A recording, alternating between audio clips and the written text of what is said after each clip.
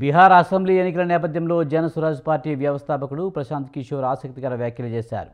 ఈ ఎన్నికల్లో తమ పార్టీకి 150 కంటే ఎక్కువ సీట్లు వస్తాయని ధీమా వ్యక్తం చేశారు. ఒకవేళ ప్రజలు తిరస్కరిస్తే 10 కంటే తక్కువ సీట్లకే పరిమితం కావచ్చుననే అభిప్రాయాన్ని వ్యక్తం చేశారు. అలాగే తాము ఏ పార్టీతో పొత్తు పెట్టుకోబోమని స్పష్టం చేశారు.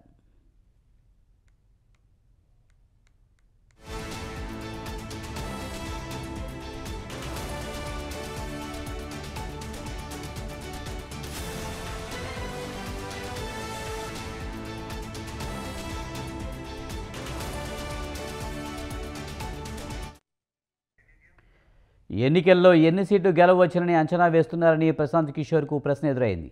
తను 2 అవకాశాలు ఉండొచ్చునని అనుకుంటున్నానని, ప్రజలు జనసురాజ్ను ఒక ప్రత్యామ్నాయంగా చూస్తున్నారని అన్నారు. అయితే దీర్ఘకాలంగా నిరాశావాదాన్ని చూసిన ఓటర్లు ముందడుగు వేయడానికి విశ్వాసం అవసరమని అన్నారు.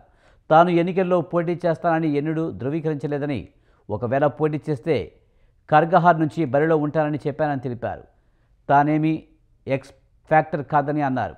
ఎన్నికల్లో విజయం గురించి ఆలోచించేటప్పుడు జనసురాజ్ గెలిచిన సీట్లను చూస్తారా, లేక తాను పోటీ చేశానా లేదా అనే దానిని చూస్తారా అని ప్రశ్నించారు. బీహార్లో మహాగఠబంధన్ లేక ఎన్డీఏకు ప్రత్యామ్నాయం లేదనే అభిప్రాయం ఉందని ప్రశాంత్ కిషోర్ అన్నారు. ఈ అభిప్రాయం వేరు, వాస్తవం వేరని చెప్పారు.